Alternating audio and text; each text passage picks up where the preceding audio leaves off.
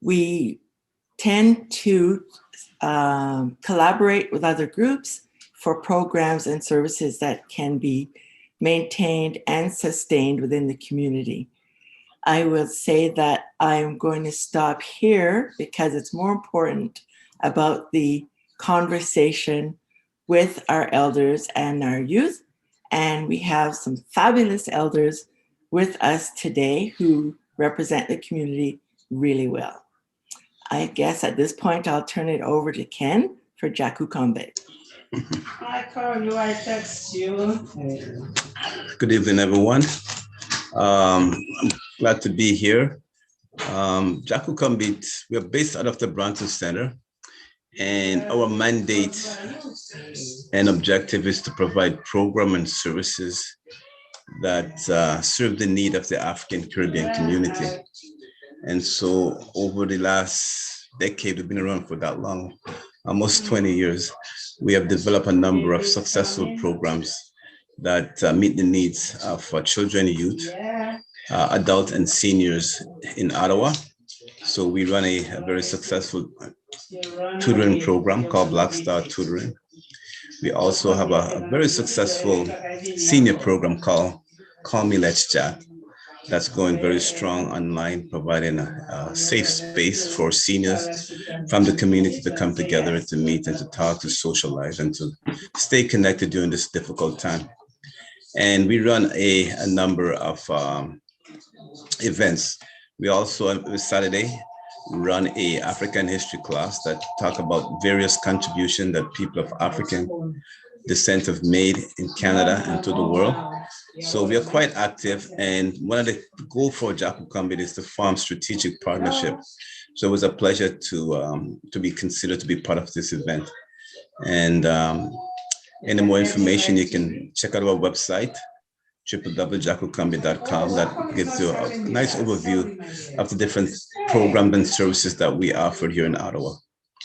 So I will stop here. Yes, sorry. Every video came online and I never said anything. Hi everyone. Ani Bojo Tanchakiwao, Mishan Dengwe, Unquat Indigenous, Pak Johnson Don Jiba, Amamuene Nishnabe King and Don G Makwando Dam, Nisamedana Ashanish Nidiso Bebonwe, Chifendao, Otipamesawakandao. So hey everyone, my name is Gabby.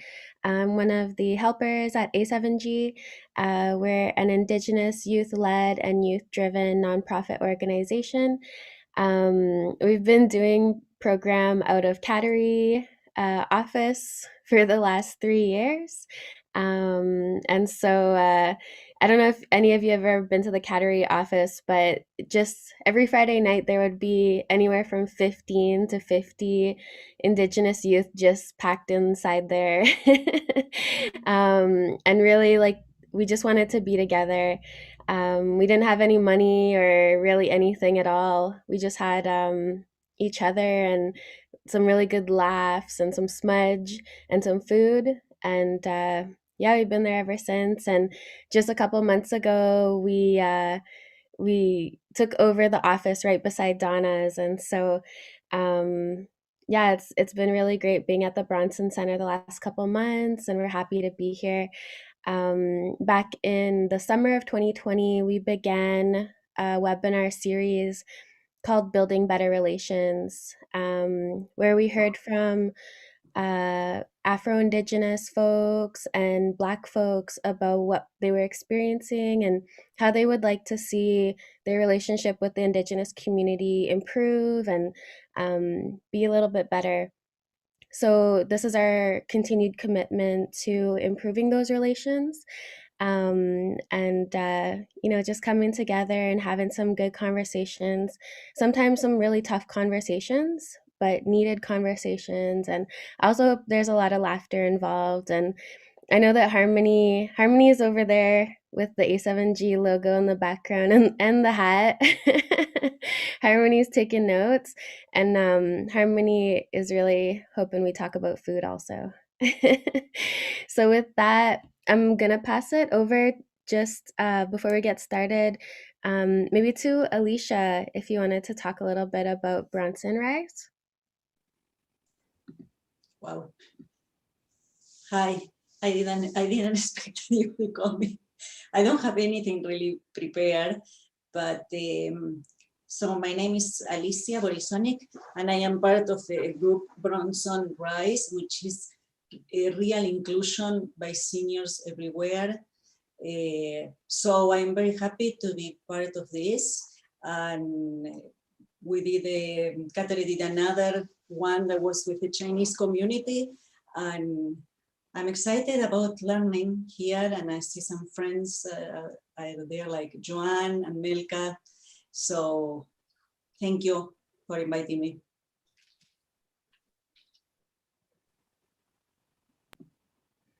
Cool. So we're gonna pass it over to Shanese Steele, who's awesome, Caribbean and Anishinaabe, Métis, Kwe.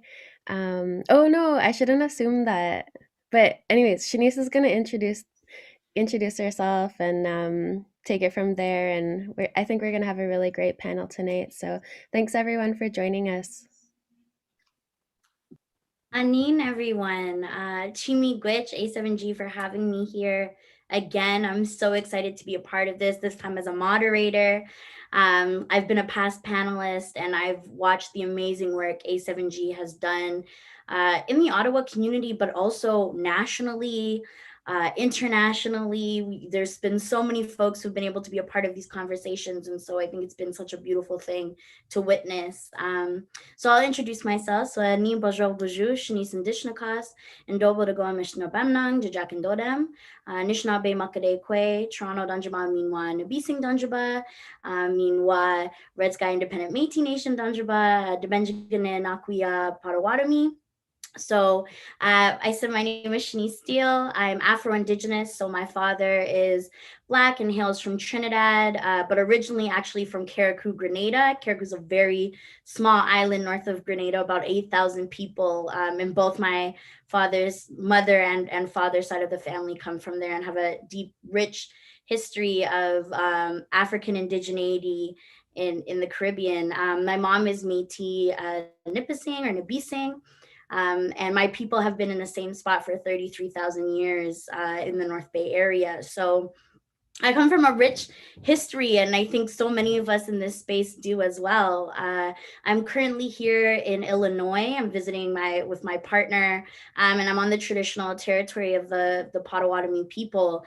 And I think oftentimes when we talk about being Anishinaabe or being Anishinaabe, we think of Canada, right? We forget that our nations, the border crossed us, we didn't cross the border. And so as an Anishinaabe person, it's interesting being here in Anishinaabe territory and not seeing the same presence of Anishinaabe people that I would see, for instance, if I was in Winnipeg or Ottawa or Toronto or Thunder Bay or North Bay.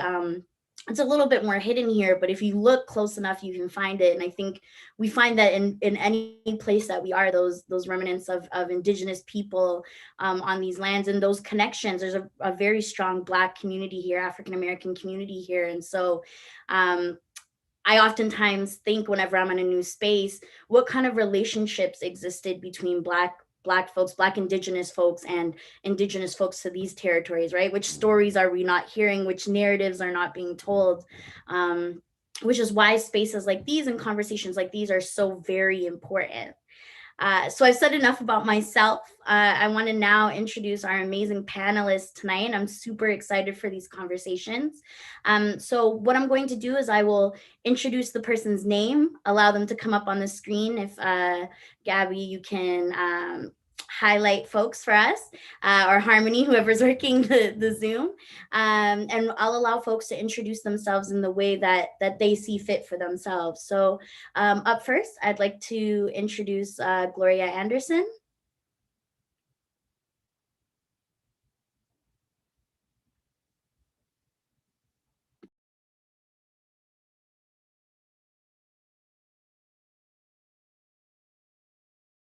You're just on mute, Gloria. Okay, there we go. yeah, I just saw the invitation to unmute. I was looking for the unmute button at the top.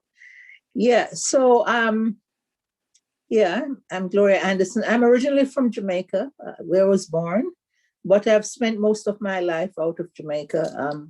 I lived in England for 5 years, went to college there and worked there briefly, and went back to Jamaica for a short time. And I've been in Canada since 1974.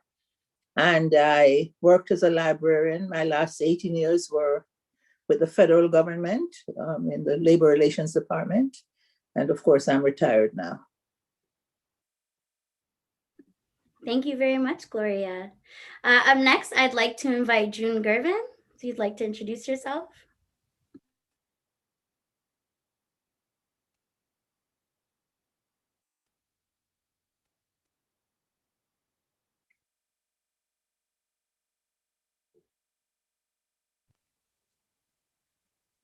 I think I finally unmuted myself.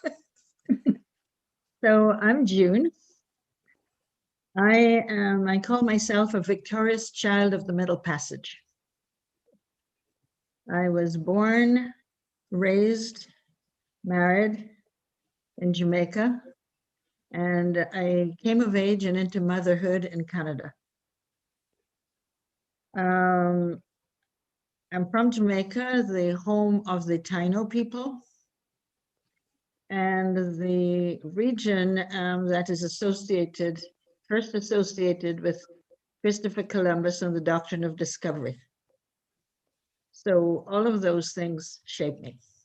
So the Middle Passage, plantation slavery, colonization, well, before colonization, rebellions, lots of rebellions, and the quest for self-government, and the motto at independence, out of many one.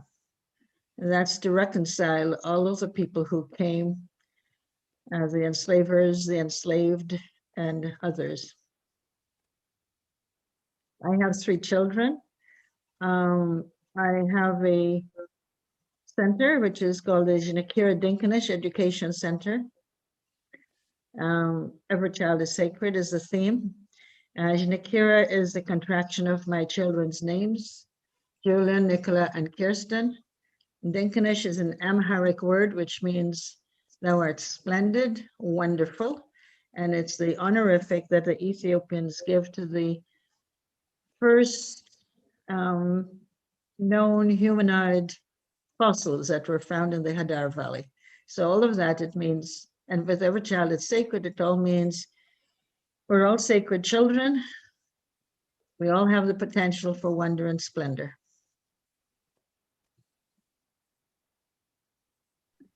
Awesome. Thank you very much, June.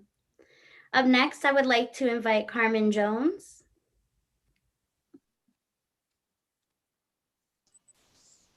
Hello, everyone. My name is Carmen Jones.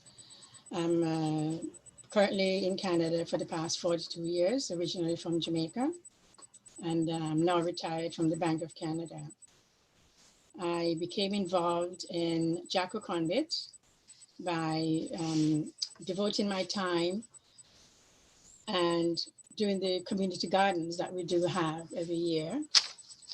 We have also get involved with have the youths involved in participating, and we do have 2 community plots.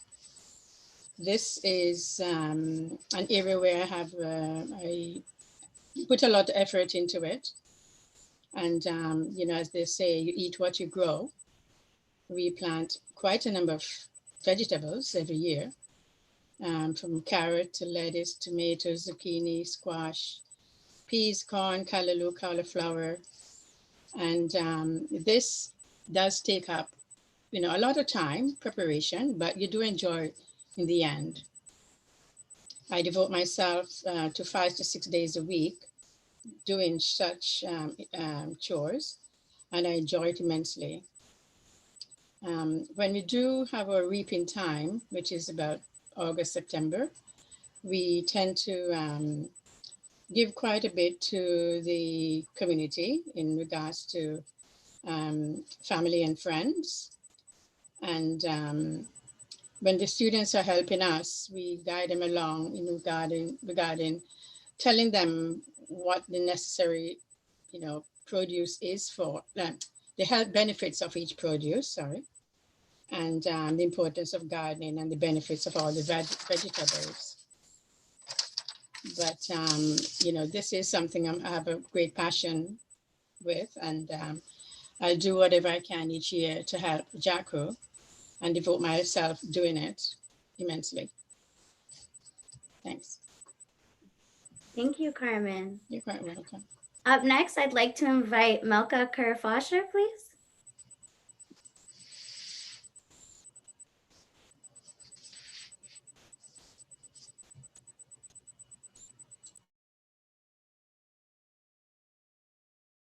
Oh, you're on mute. I forget. Okay, sorry about that. Okay, so my name is, can you hear me? Okay.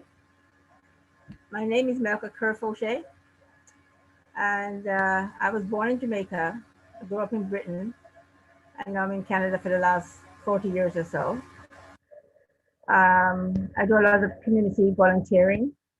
This is how I got involved with Jaku Konbit because of the Kwanzaa. And now I do the exercise classes. I take the exercise classes. I take the African history class, and other groups in that building. I get involved with the Tai Chi and all that. So, yeah, I'm a community person. Yeah, I do a lot of community volunteering and stuff like that. But I won't discuss that right now. Thank you. Thank you, Melka. Up next, and last, but definitely not least, I'd like to invite Lloyd Stanford.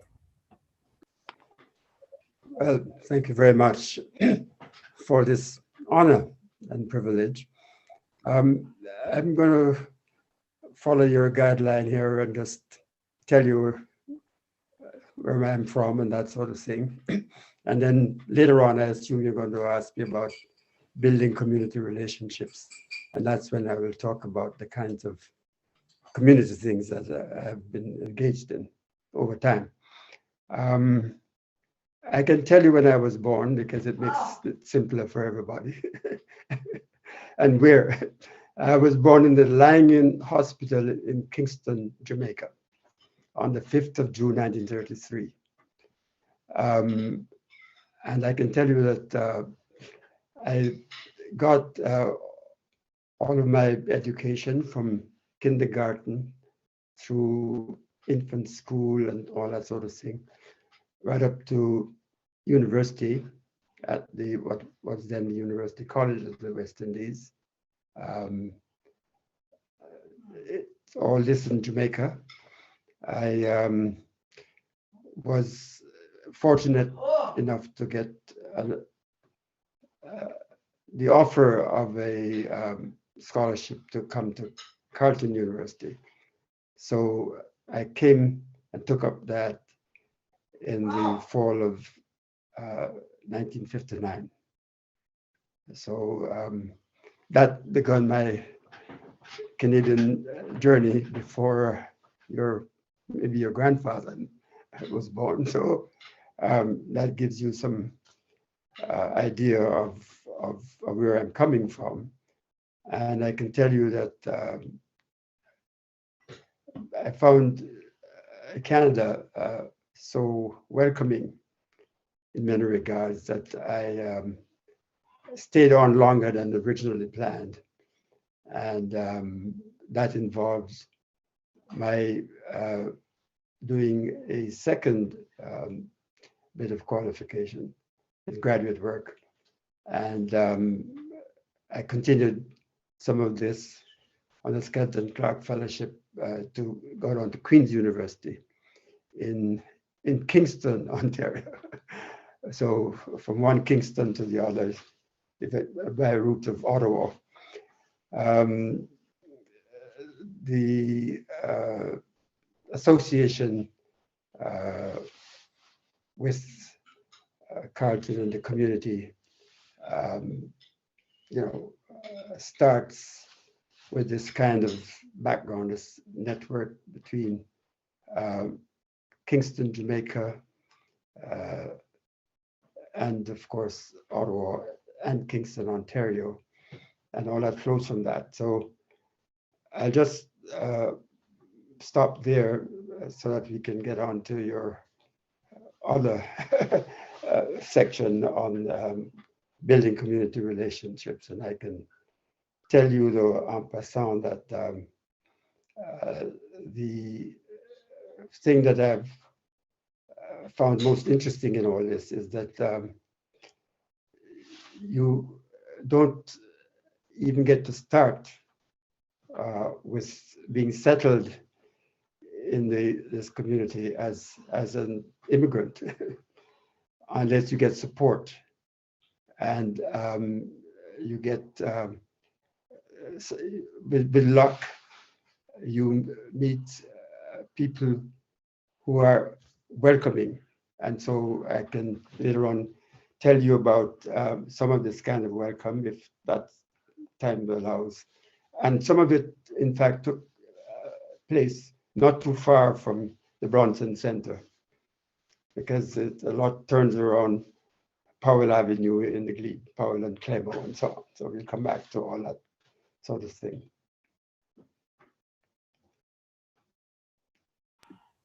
Thank you very much.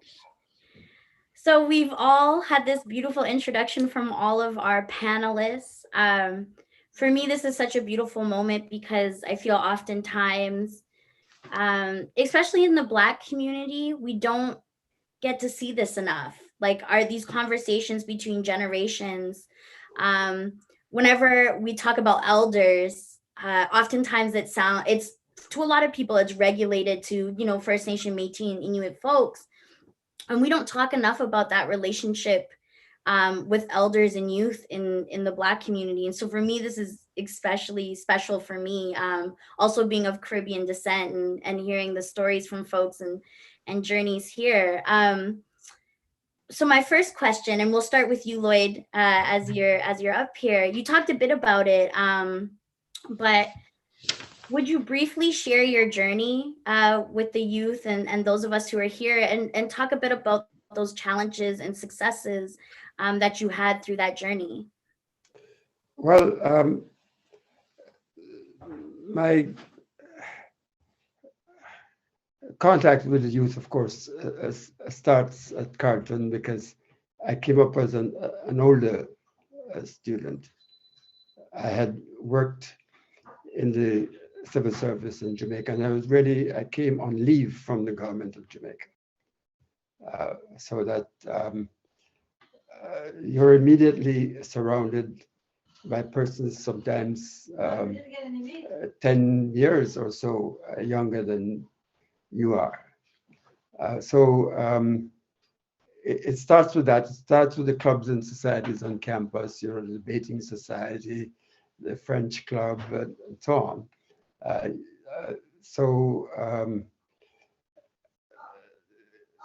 When one gets down to a place like Kingston, Ontario, of course, because it was doctoral studies, and one had to really focus quite a lot on that. Although there were, you know, things going on that involved young people, the scope of that was limited to sort of West Indian society things, and, you know, some cultural work, theater work, and so on. But the involvement that I want to mention in particular, that is so related to this dialogue, this conversation, is symbolized by this tie I'm wearing. And you might wonder why I wear this tie. And you'll see it in some pictures, including one with whom I still call Chief William Commander on his 90th birthday. There's a picture there, and you'll see me in a wheelchair sitting beside him, and I'm wearing this tie. It is this activity of one of the community associations with which I got involved a bit later on, and that is the Ottawa branch of the Royal Commonwealth Society. They used to stage a series of dinners, annual dinners for fundraising and for reaching out to the community. And the year that I was, one of the years that I was president of this Ottawa branch, I hosted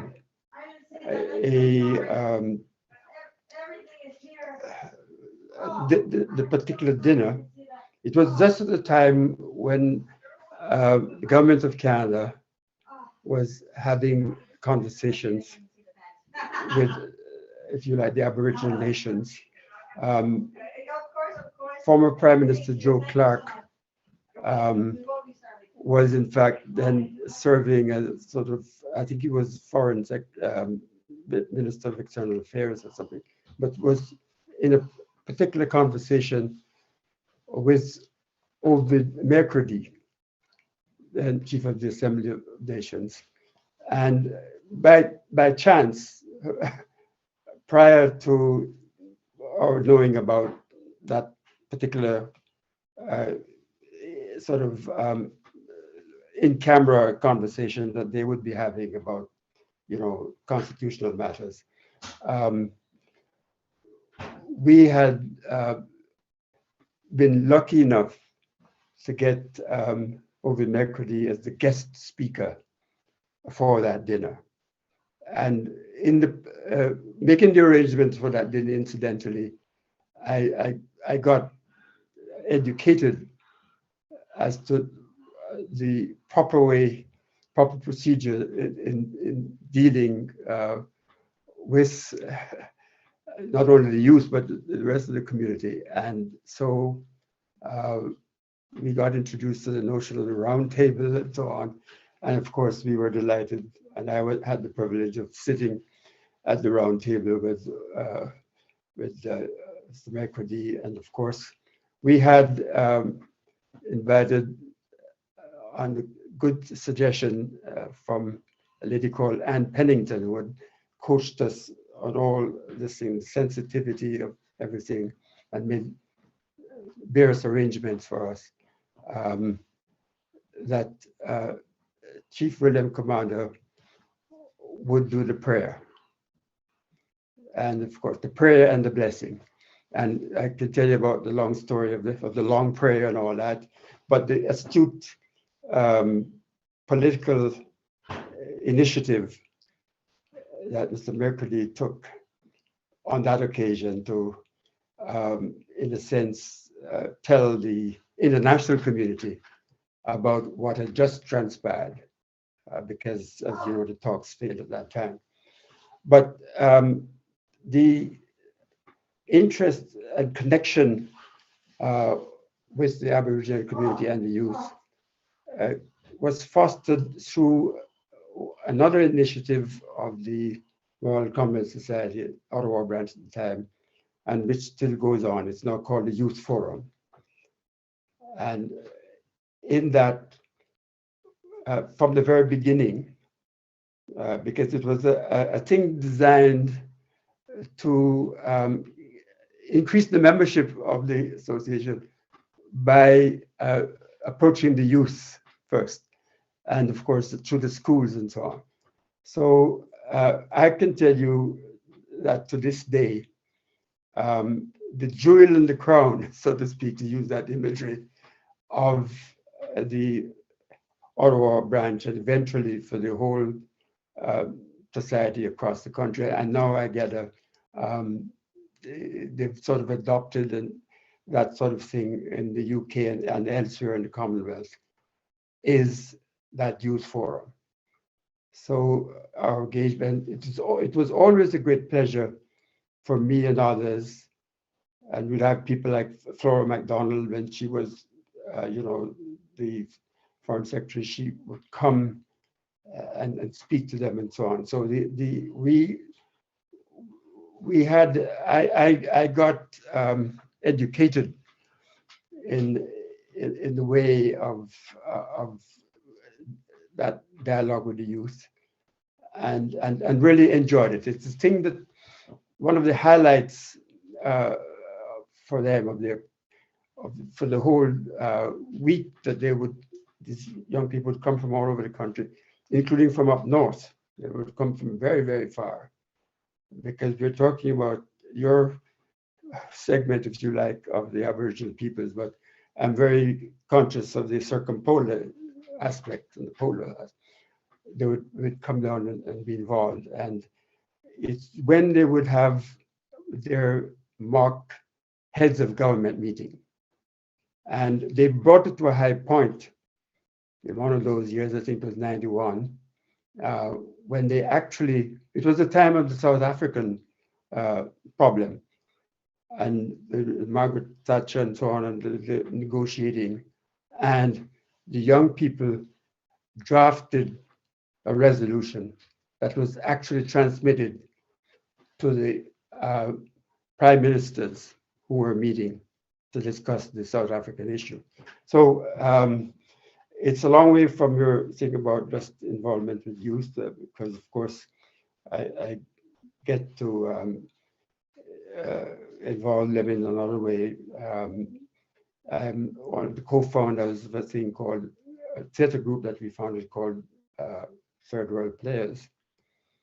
And among the things we did, we staged plays and tried as much as possible to get young actors. One of whom, you know, went on to great glory, not only as an actor. This is Andrew Moody, who went on to be not only a renowned Canadian actor, but also a playwright, of course, and a person who was focused on the matter of these kinds of contributions of people of color and so on, as you know, in some of his plays, to North American society, so to speak, because you talked about the cross, you know, running across. Got to see, of course, a lot of young people. Again, I'm always among the older ones, but in the Ottawa Kingfish Club, the swimming club, and so on. So this is later on. So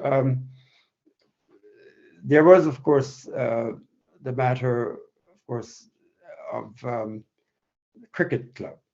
And this might intrigue you to know that when I was a student, I think that first summer, having gained a lot of weight and feeling the wish to return to a slimmer past, a friend of mine took me over to Rideau Hall, and of course it was a great joy. There I was able to interact quite a bit with the younger players, of course, but a lot of them were also people more of well, let's say a decade or so younger than me, rather than say 20 years younger.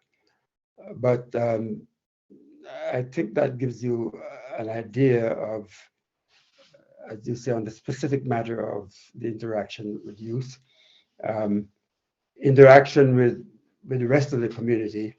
I hinted at that's another sort of thing, but I think you would probably have questions in that regard. So I'll stop here for this first part. Thank you so much, Lloyd. I think for me, just hearing the story of your journey and all of the people that you met and the connections that were made, and the fact that that learning journey for a lot of people came through conversations and came through spending time together and building relationships and kinship. It's such an important thing. And I think that really highlights how Black communities and Indigenous communities move in this way of, like, we build relationships, or we build community and understanding through relationships and kinships. and conversations, and that's how we learn. And so that leads me into my next question, which is going to be from Melka. How do you go about building community relationships, Melka?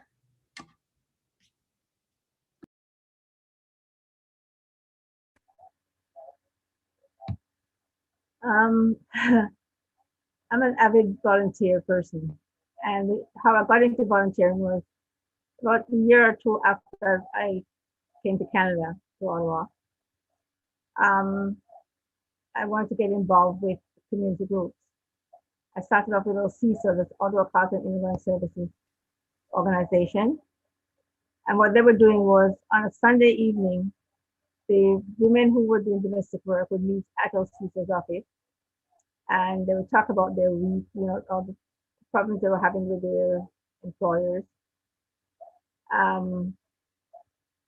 So I would go there and help them to sort things out. We'd advise them whether they should leave their job, finding a new job first, and leave that job in order to stay in Canada. And then we'd also warn them about being careful about just dropping the job and not having something to go to. But we talked about those, all the problems they were having. Some of them were really, really big problems. I don't want to discuss that now because I don't want to talk about people's personal stuff. But anyway, so I started off with that organization, and then eventually I was on the board of OCSO itself. And I started doing other organizations, other volunteering. Then I joined JOCA, which is the Jamaica Ottawa Community Organization. And we had Women's Auxiliary. One of the things that we started to do to raise funds was to do brunches. The person who was in charge at the time quit. And so we thought the whole thing was going to go bottom up. However, I thought, well, maybe I should try and see if I could take over, and I did. And we worked together for about 10 or 12 years, probably more. Raising funds, doing brunches, going on bus trips, that kind of stuff. So I got to know people, got to meet people. And at one point, I also worked at the High Commission, the Jamaican High Commission that lives in Ottawa. And I met a lot of women who needed help with their immigration status, because it really shambles back in the early 70s. So I helped those people, and so that's when my volunteering came in, and I volunteered now for over probably like 40 years. So I'm always meeting new people, meeting old people that I've met a long time ago, forgot about them, don't see them again, meet up with them again. And I think volunteering is very, it's a necessary task to get involved with. But this is how you know your community, who needs help and who don't. One of the things that I do at the moment is that I call the shut-ins.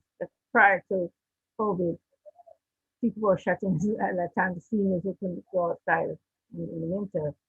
And I would phone them like once a week. Now I have less time to call them, so it's like once every 2 weeks maybe. And I was really surprised in the beginning to realize that so many people were so lonely. Because I get on the phone and I can't, an hour later I'm still holding the phone and think, oh my goodness, my arm is really aching now. Can't get off the phone because they haven't spoken to anyone for 2 weeks. And so they really need to unload everything that's going on. So I hear the news all over again. What are the problems they thought they had, which they really don't. But and it's very rewarding, really. When we say goodbye, they're so happy to know that someone called them, Because some of them don't have any relatives left, but they're the last of their peers or whatever. They didn't have any children, so no one to look after them. But yeah. So that's how I build community. So I belong to well, presently I don't. So I've given up a lot of the groups that I used to belong to because of my I have a disability. I've got Parkinson's. So I'm not able to do a lot of things I used to do, but I'm still in touch with a lot of people and try to help as much as I can. And that's it. That's all I have to say for now. Thank you. Thank you very much, Malka. Up next, I'd like to invite Carmen. Thank you. So, Carmen, my question for you is, what does Black History Month mean to you? So we just finished Black History Month. I like to say Black History Month is an all-year thing for me. I think it's so important that we highlight Black history continuously. But I think especially as Caribbean folks, oftentimes when we talk about Black history in Canada, it's centered around African Canadian folks. And we forget that people of Caribbean descent who have been here for quite a long time, right? For many folks, I know my grandmother, when she came here in the 70s, there was already a vibrant Caribbean community in Toronto. And so what does Black History Month mean to you in Canada as a person of Caribbean descent and living and surviving and thriving on these lands? What does it mean to you? Well, I put, lots of interest. I do have a lot of interest in wanting to learn a bit more about other Caribbean folks. We all get together, whether one way or the other, whether it's on Zoom or when we used to gather together outside. We have, quite a few, what do you call it now? Gatherings. Well, Black History Month is should be celebrated every month. And it's a yearly thing, in my opinion. But of course, we all know February is Black History Month, and we look forward to that. We have our children, because I have 2 children myself, they're old now, and we always take part in the school with them, celebrating Black History Month, especially in February. They always take part themselves, and it's good to have many other cultures learning from us our culture itself, and what we the food, the clothing, whatever it is. So we all learn from one another.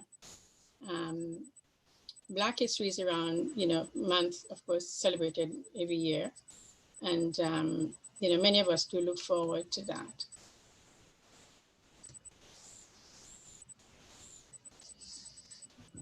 Awesome. Thank you very much, Carmen. You're welcome. Up next, we have June. So if June can be brought up.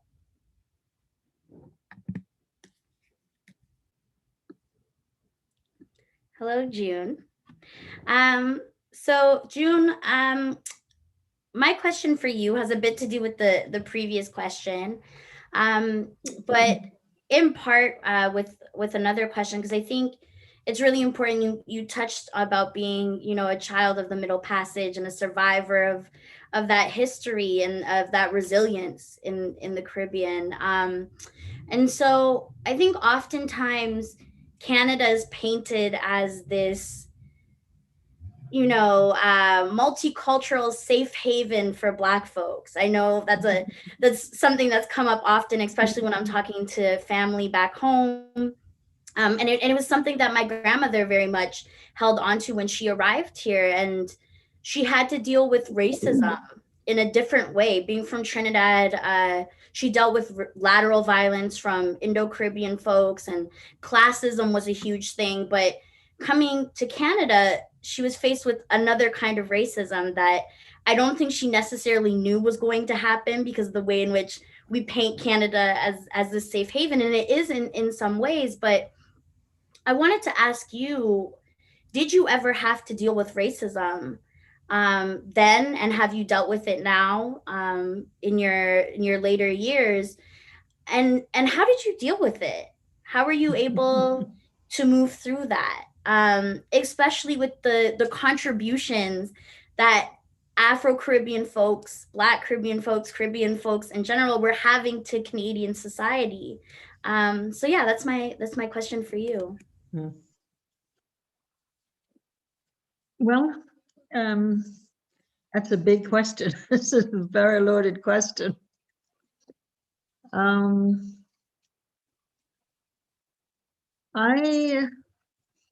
left school when I was 16. I was married when I was 20 and came to Canada. And Canada's reputation had sort of reached me, you know, that it was a safe haven. So got married at 20, came to Canada at 20. And then by the time I was 24, I had 3 children in Canada. And the racism, actually my reception to Canada was really quite lovely. Came to Toronto, and there was an organization in Toronto at the university that engaged with overseas students. It was actually the Rotary Club. And so the caravan would come from Bowmanville every weekend to take us back to Bowmanville for the weekend, where we were housed in homes of families and taught all that what it was like to be a Canadian. And it was really quite wonderful. And then I got to Canada, I got to Ottawa, and my first child was born. And to my utter shock, in the maternity ward, I experienced my first personal experience with deep racism. And I say personal experience because one of the things that, because my skin is paler, having had these European enslaver forefathers, my skin is paler, I had an easier time than persons with darker skin. And so one of the things that I did was when somebody wanted to rent a room, when a fellow Jamaican or Caribbean person wanted to rent a room, I and a couple of others would actually turn up, some of my quote unquote white new friends would turn up to secure the room. Yes, there was a room, and then would say, oh, by the way, it's not for us, you know? And so that was, it was sad, but it was a bit of a game. But it was a service that we were able to provide for people with darker skin. There's a whole history of that. I was not the only one involved in that. So my first experience with racism was with my newborn baby.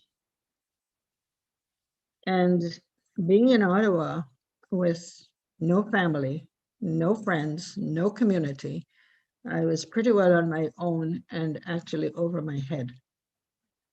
Because first of all, I'd actually never cooked a meal before I came to Canada. So I was totally incompetent in terms of many things. Incompetent in terms of being a mother, and incompetent in now what do I do in this community where I have to protect my children. And that's why I decided I had to get into the system. So with good luck and management, I managed to get a degree and into Teachers College and into the system, into the education system. And I went to Carleton, and some people, I haven't heard it recently, but I've not been engaged in places where I would hear it. But Carleton was called the last chance youth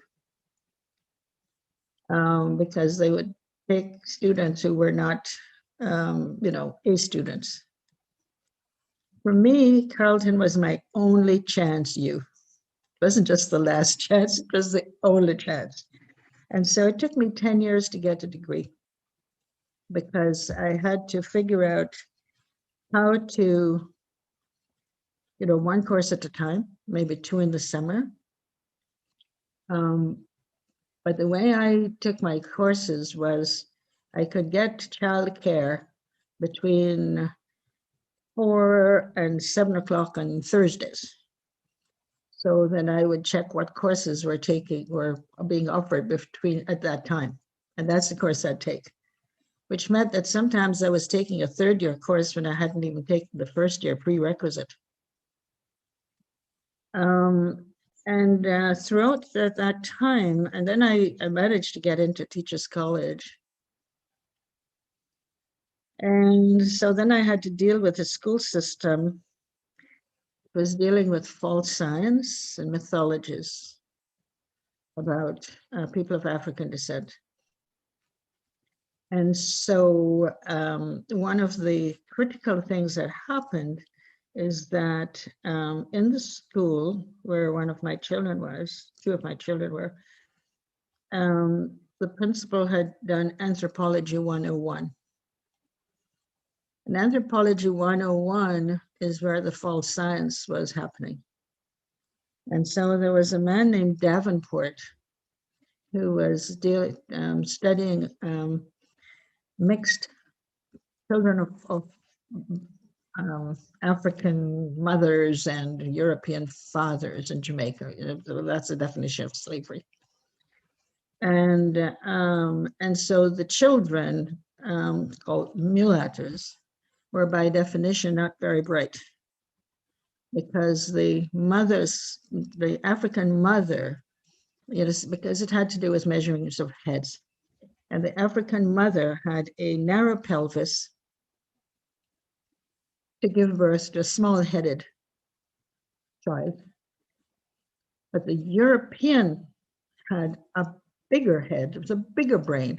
And so when the child was being born to an African descent mother or African mother, there was brain damage, So these were things that were happening in the schools in terms of why children from the Caribbean, say, or from Africa, it was hard to get them through school.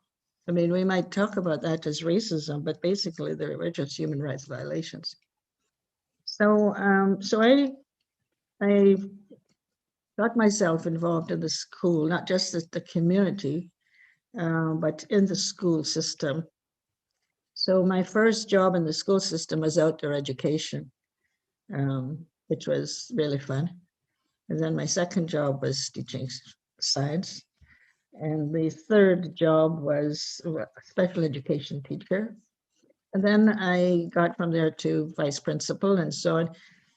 And then when I won the vice principal's competition, and you have to know that I only won the competition because there were some other, everybody in the system is not racist, right? So I had some support, otherwise I wouldn't have won that competition at all. So I was in fact the first person of color in Ottawa to actually have a position of responsibility in the school system. And so this created quite a riot because I was, at the time, hard to realize now, but at the time, the woman who hired me, the principal who hired me, was the only female principal in the city of Ottawa. So it wasn't just that it was a female barrier that was being broken, an immigrant barrier, and a person of color. And that created a crisis in the system. Unbelievable crisis in the system. Because it was like I had stolen somebody's birthright. And so I had 3 unbelievably miserable years. But one of the persons in Jamaica, a Jamaican, who I think in my time, practically every little girl wanted to be, was a woman called Nanny of the Maroons. And she never gave in to the British, like never. And so I just said, what would Nanny of the Maroons do? And that's how, and I did what I thought she would do. So I retired I made my way through the system with support and with a lot of crises. In fact, one of the crises had my colleagues calling the bomb squad to blow up a package that was sent to me. They were so frightened for me. But I then ended up as a supervisory officer with the Ministry of Education and Training. And all through my teaching career, my focus was not on racism. My focus still is not on racism. It's on human rights in education, because I'm quite determined to maintain my humanity, because Europeans decided that there was something called race and that I was at the bottom of the heap. I was not going to believe that. And I just was not going to be, that's part of the false science that I don't contribute to. And so what I do is about human rights. And so after I retired from the Ministry of Education as a supervisory officer, I started the Indigenous Education Center, again, dedicated to my children. And so my ambition is, what I've been working at, is for Ottawa to be experienced, not declared, but experienced as a safe, child-friendly community. And the program is Every Child is Sacred. And so it's for what I call all children of the maple leaf, children of all human colors of the sun, bar none. And so over the last 3 years, since 2018, I've been doing different things, reconciliation and so on and so forth, work. But over the last 3 years, when the government, when the Prime Minister acknowledged and adopted the United Nations Decade for People of African Descent, then I have brought that into focus. So since then, I have got all the school boards in Ottawa to adopt the decade. The Jewish community has adopted it. The Faculty of Education at Ottawa U has adopted it. And the Catholic School Board of Russell has adopted it, and that's a whole story. So it's about recognizing children's human rights. And it's based on the UN Convention on the Rights of the Child. It's also based on the Nativity story, because I interpret the Nativity story as saying that everyone has a choice as to how they show up in the life of a child. They can show up as a Joseph, who is not the child's biological father, but steps up to be the child's primary caregiver, primary male caregiver. Can be a shepherd who is not of the child's community. They're just people out there in the street. But they can see the child's star, and they can follow the child's star, and they can be a good public relations agent for the child. And then there are the magi, who are the powerful, the rich, the wealthy, the highly educated, the top of the pyramid. But they can decide to go the mile and give their very best to protect the child and strategize with the child's primary caregiver to protect the child from heroic forces. Or they can be a heroic force. And so when I face somebody like in the school system, what's going through my mind is, who are you in this child's life? Are you a Herod? Or who are you? And it's very simple for me. It doesn't go into racism. It's just, are you a Herod? Or are you a Magi, a Magus? Who are you?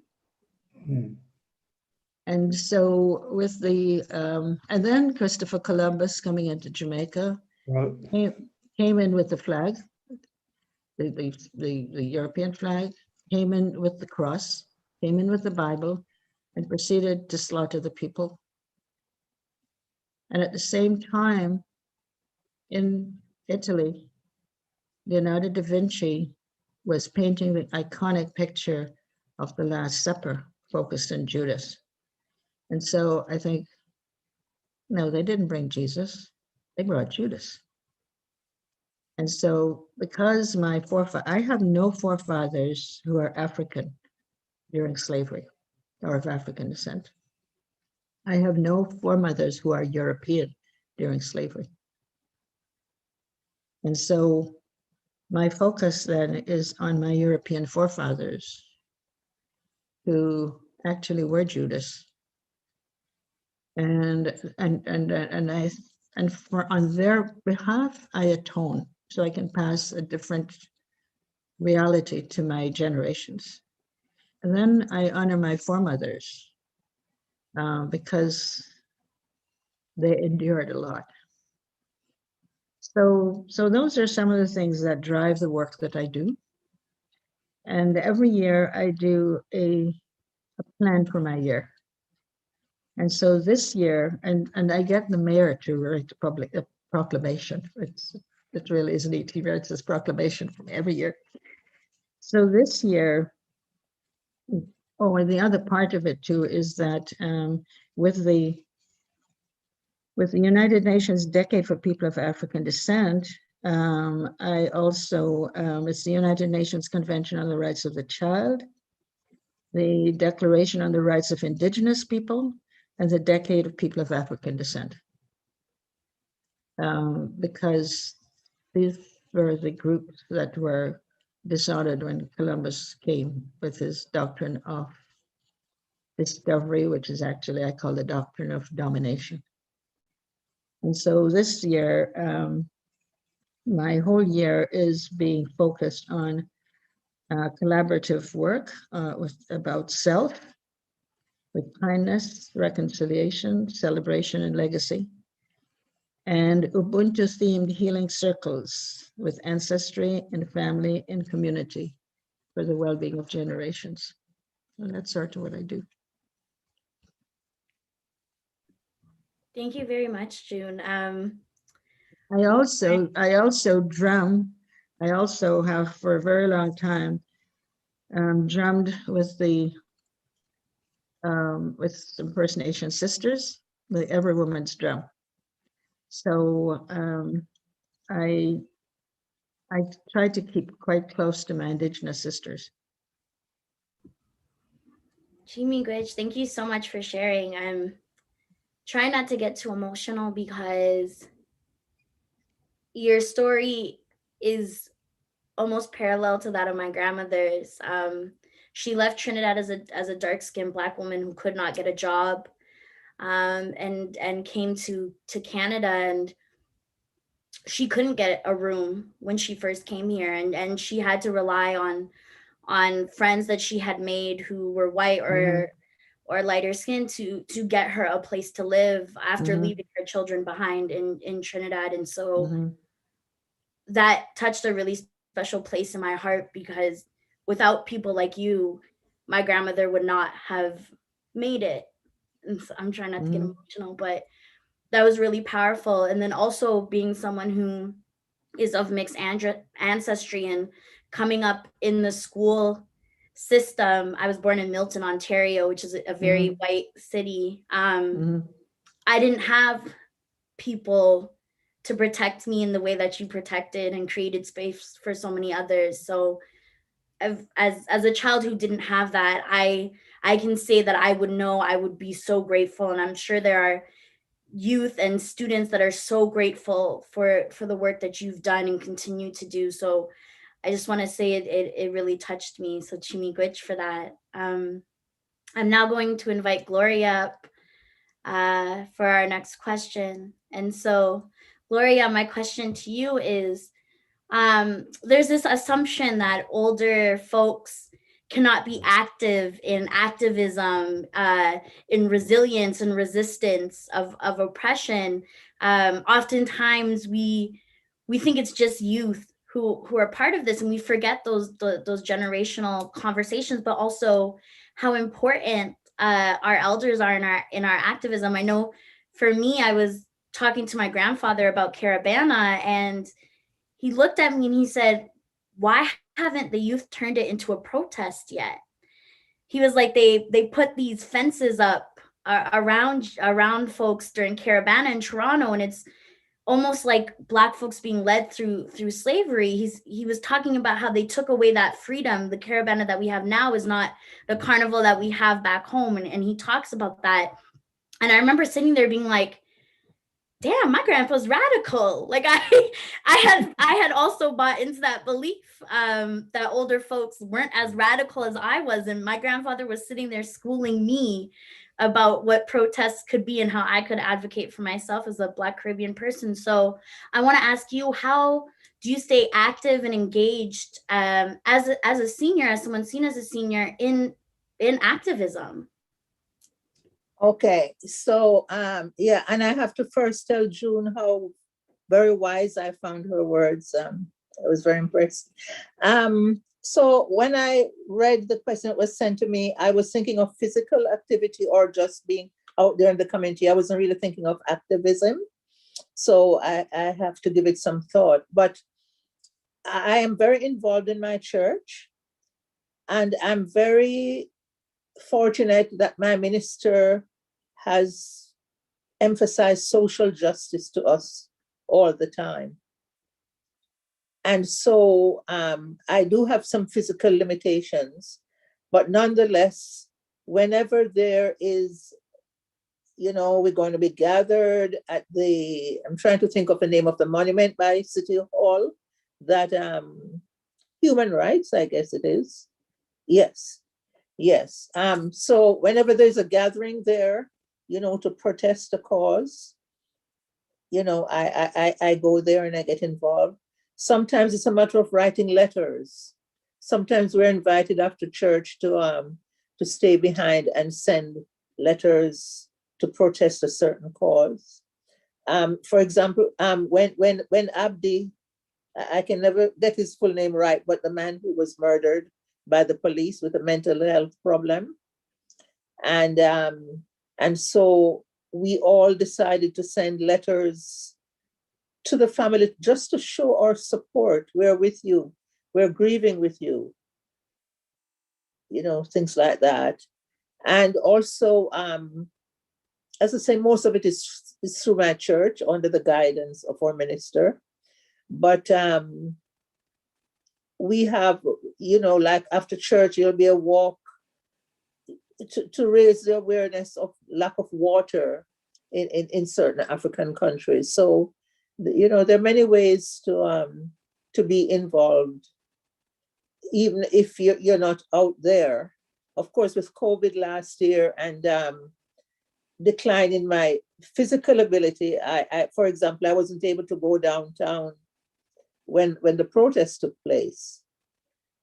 And it's also financial, sending a check to support an organization. Like we had a talk, Ottawa Inner City Ministries, where they cater to people out on the streets. So then you become aware and you think, yeah, this is something at the end of the year when I'm sending out my donations. You choose which charitable donations you want to support. And so, you can support them financially. So that's the main way that I find. And encouraging, one thing I would love to say, to the youth is the importance of education, like June touched on that. But what has really carried me through these 40 years in Canada was the fact that I had made education. My parents had instilled education in me. And so I just had that advantage from the time I got here, that I had the background. And I'm not trying to belittle or to demean, the work that anybody does, because everything is important. And we have learned during COVID how the frontline workers who were never recognized, how important they are. But fortunately for me, like I went back to school here. I got graduate and undergraduate degrees here. But because of the background and the education I had, while I was studying, I was able to secure a better job to take me through. I remember when most people had relied on waitressing or working part-time in a nursing home or whatever it was that they needed to do, that I was fortunate enough because of previous experience and education to get a job at the archives, for example, cataloging maps while I was working on my degree at Carleton.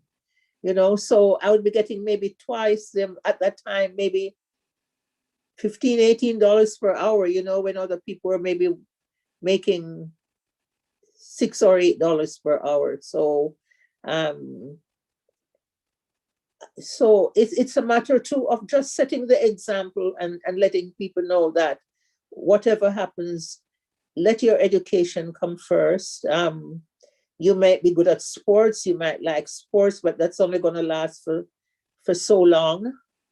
So it's important. Nobody can take your education away from you once you have it. So I try to instill that in young people to stick to making themselves the best they can be.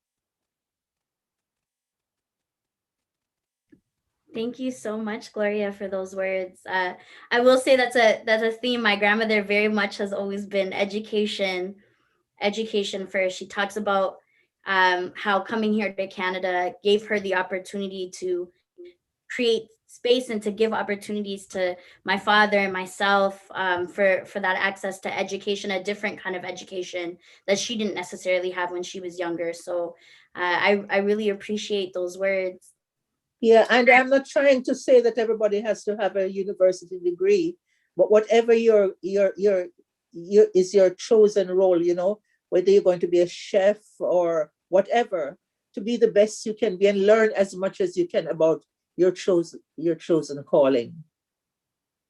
100%. I think that's something that, you know, a lot of us have had conversations about education, not just being in university, but education coming in so many different forms. And I think so many of us can say tonight that we got education from all of you. This was a form of education so that we can move forward through our lives in better ways and better understanding of ourselves and relationship to others. And so I just want to say thank you to all of you. Before we move on to allowing folks who are witnessing this to speak in our closing, I just want to ask, what is one word that you want to use to describe Black presence here in Canada, African presence here in Canada, Caribbean presence here in Canada, one word. So whether that's strength, resilience, education, we've heard a lot. So Gloria, we'll start with you. What word would you use to describe, you know, Black presence here? Oh, Gloria, you're muted.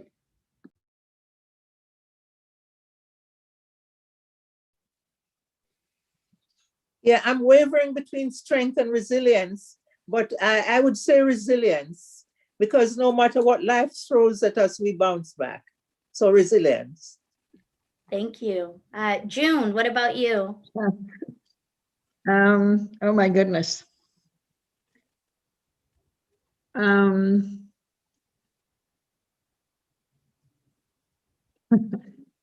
Enlightenment. Yes. It's hard trying to find one word. We fit so many. We're here to enlighten the settler population. Yes, very much so. Carmen. Collaborate. Yes, that's a great word, especially with the reason why we're here today, collaboration. We do, Black folks here collaborate with so many communities within ourselves, outside of it, so definitely. Melka, what about you? Unite, like unite different groups together and ages as well. Absolutely, yes, unite. That is something that we continuously do. I think it's really beautiful. And Lloyd, last but definitely not least, you started us off, finish us off. What word would you use? Oh, you're muted.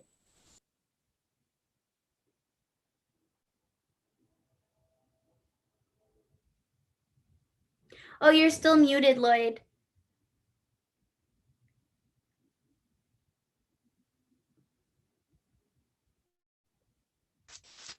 There we go. Yeah.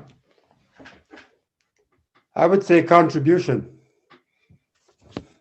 Absolutely. We definitely And let me just add two things.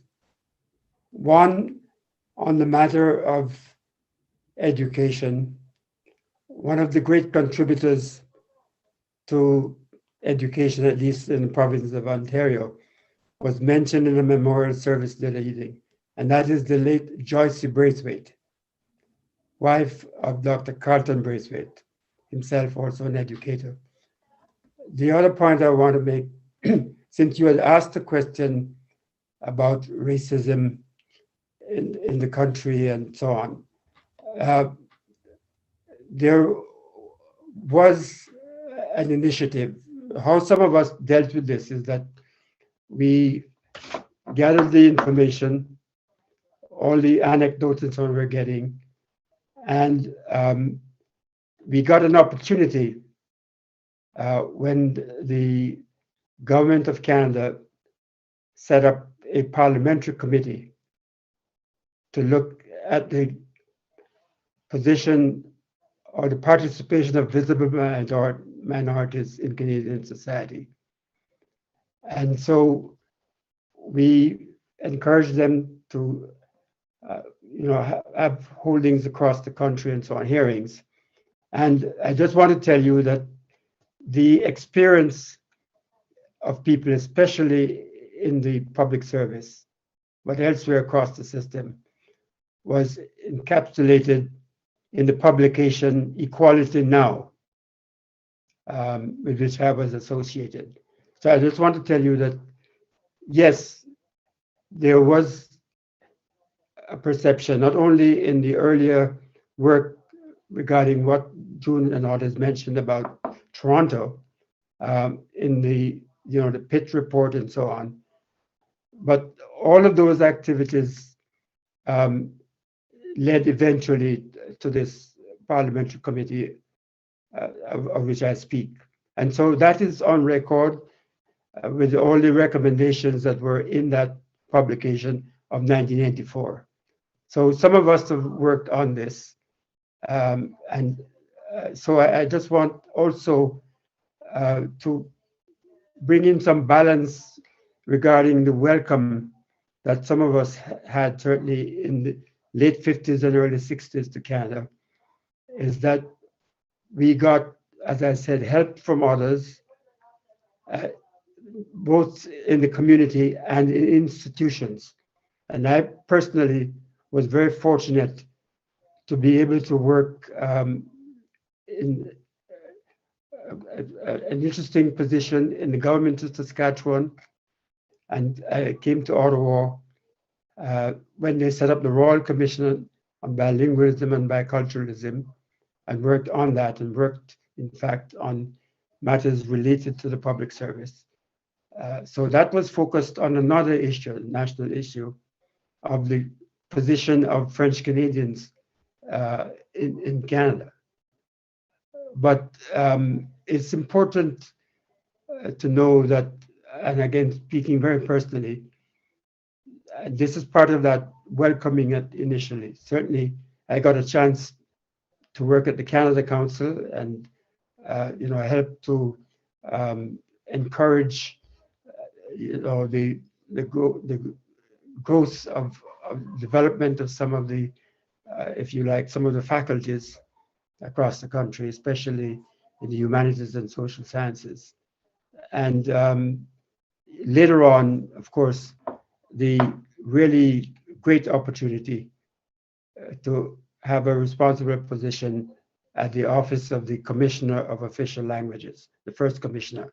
So when we're talking about what experiences one has had and what impact, how the society received us, and how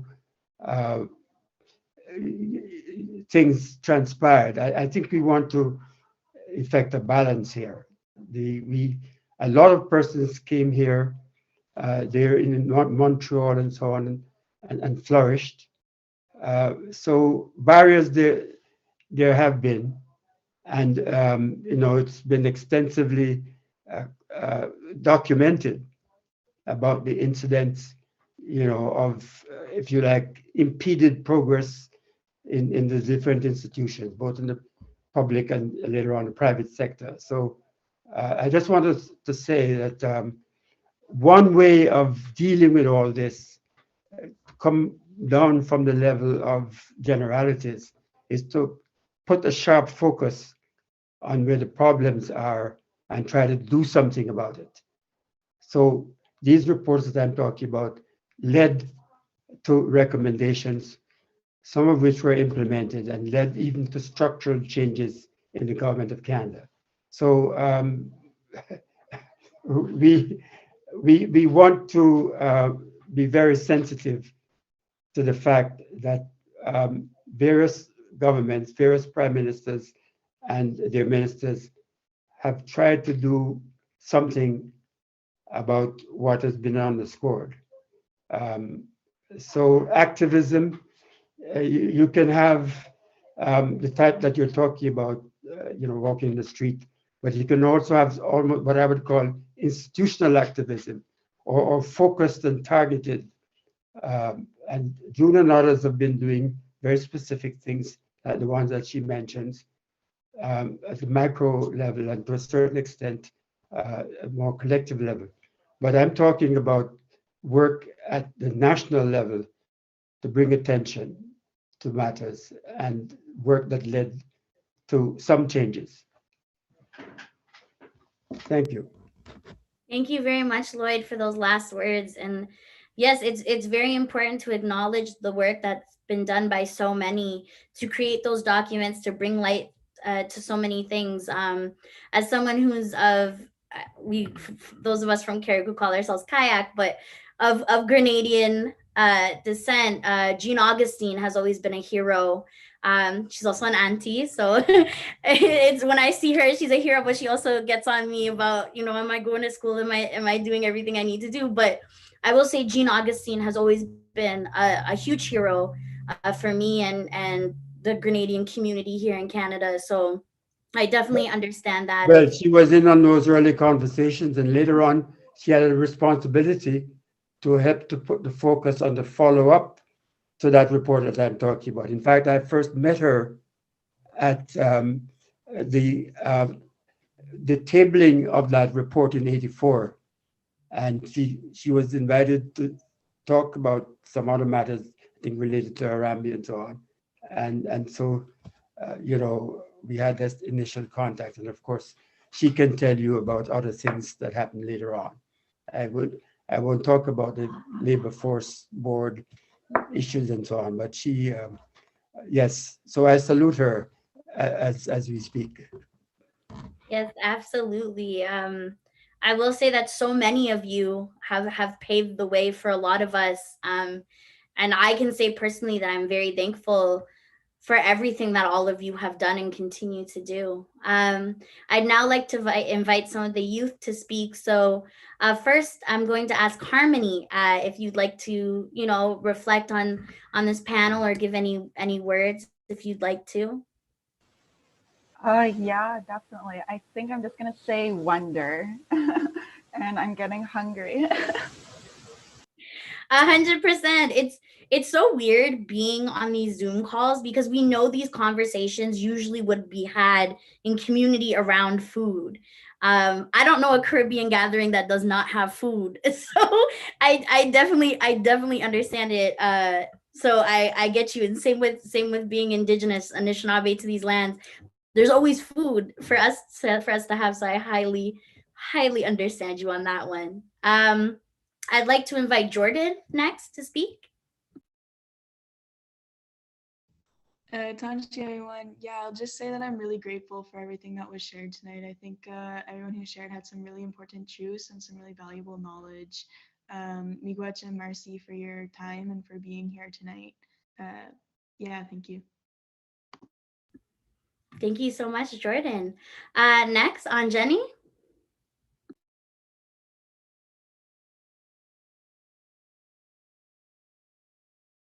Are they still here? Don't know if they've. Yes, they are. Jenny, if you're speaking, you're still muted. But if you also aren't comfortable talking, that's totally cool. Adama, would you like to speak? Yeah, I can speak. I think that what I think about a lot is like I really would love to have these conversations with more Black elders where I'm from. I'm from the Misquitchie Waskahikan, which translates to Beaver Hills House in Ahewa, or colonially known as like Cree Nation. And I think it was like really great to be a part of it, like to hear this conversation in this circle. And I think it like gives me a lot of like happiness, because I think elders, like Shanese was saying, like I'm African. I came here as a refugee with my family, and I was like raised by my grandmother. And I think that like Black elders hold so much knowledge, and I really love how that is like I reflected in the Indigenous relations that I have and have built throughout my time on these lands. And I think I'm really, really happy to hear of like the past relationships that have been building. And I think that I really, really want to look forward to more intergenerational relation building moving forward. And I think that like that is so essential, especially to disrupt like colonial and white supremacist like systems around what our communities look like, because we don't naturally have nuclear family units. And I think in disrupting that and bringing back intergenerational conversations, community building, like you said, Shanice, like food gathering, I think it'd be amazing to have like different cultural food brought together, because I think that's another thing that's so big in our communities around nourishment and coming together and cultivating things. So I think I really, really, again, loved hearing what everybody had to say. And I think if I could ask a question, I think my question would be that, like, I guess in like my position right now as like as a Black youth, what more advice do you think I can do to help make sure I'm like making sure I'm cognizant of this legacy that you're talking about, and making sure that like this legacy of what people before us have done, and to like continue to build on that. I think legacy work is so essential to me. And like, if you guys could talk more on that, I'd love to hear more. I'll open that to any of the panelists who would like to answer that question. So whoever would like to, feel free to unmute yourself and you can answer Adama's question.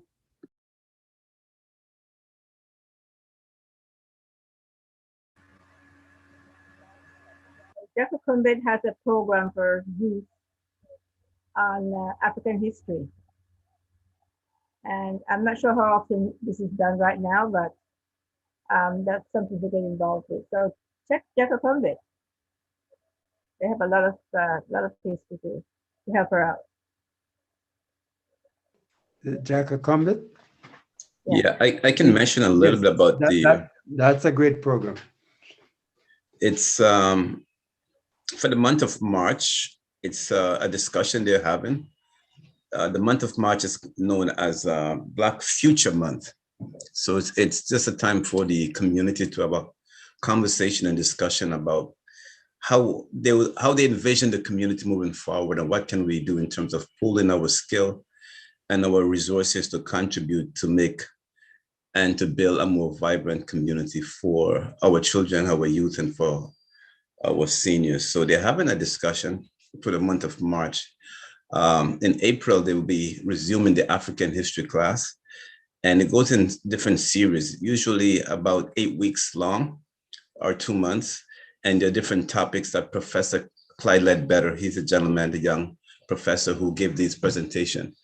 And so usually when he's about to give the presentation, he will talk to the people who participate, the student, and basically come up with an idea. So some of the theme in the past was looking at the contribution of Black women, called Sheroes, highlighting and identifying Black women in the continent in the past and in the present who have made significant contribution to the struggle and the liberation movement for people of color. And he talked also about classical African civilization that oftentimes is totally left out in school, but he kind of really give a good summary of highlighting some of the significant role that Blacks have played in terms of developing classical civilization. So if you're interested in attending those classes, I'll be more than happy to it's free of charge. There's no cost associated with it.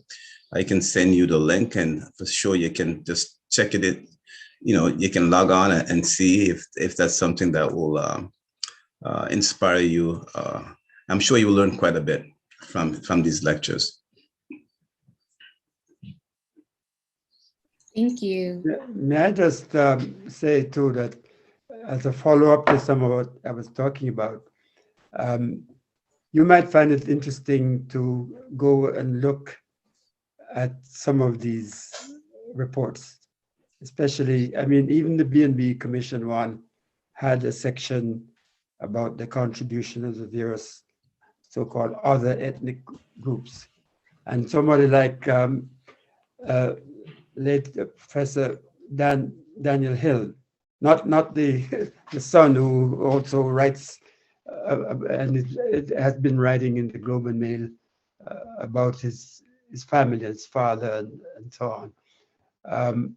But the look at those records, a lot of documentation exists in for example, the various community groups now.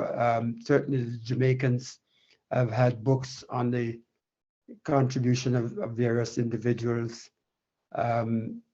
So you can move from hearsay or vague,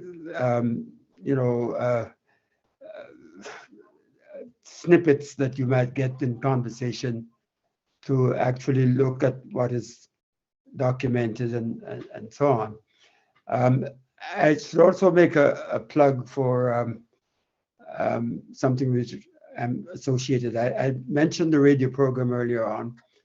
On the playlist, say for our program, and you'll find the same thing for a number of the other programs that are broadcast out of that station. And I believe maybe CHUO has the same sort of thing over at Ottawa U.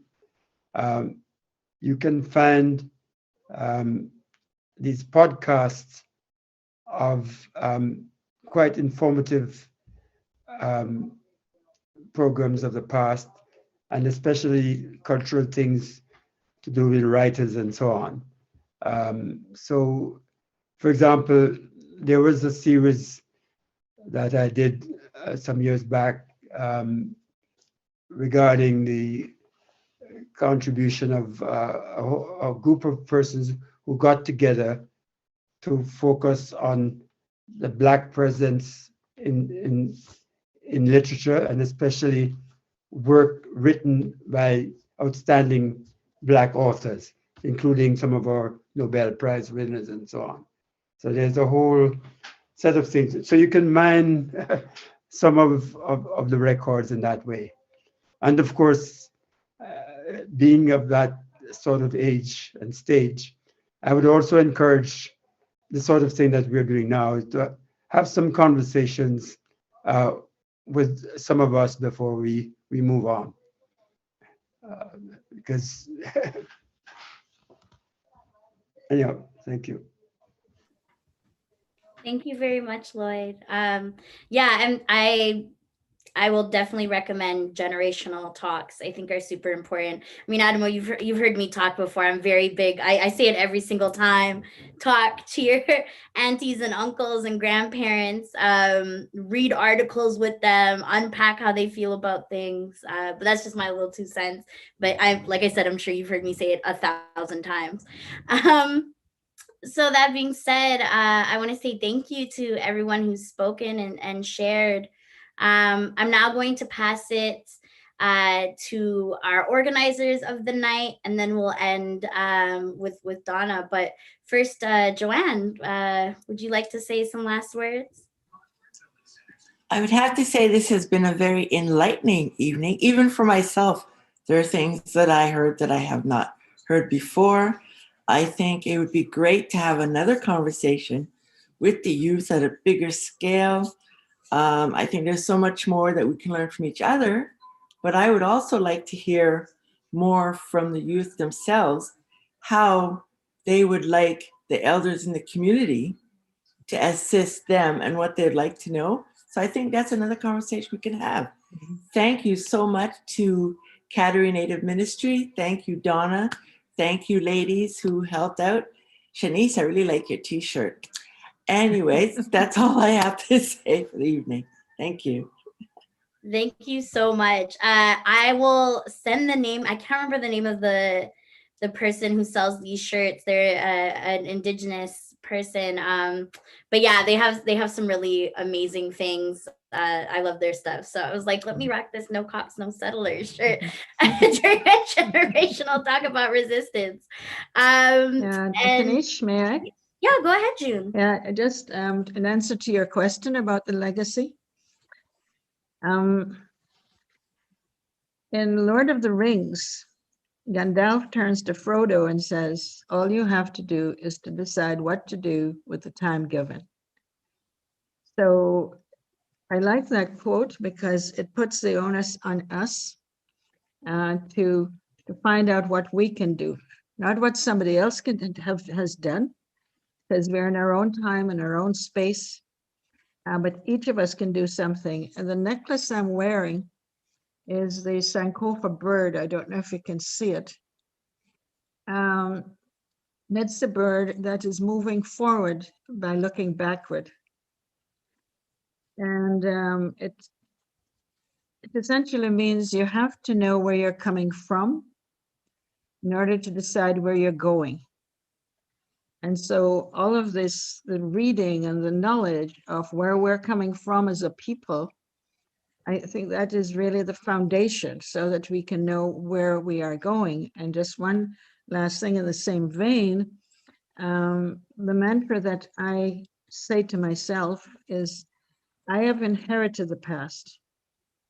I own the present. And I'm creating the future.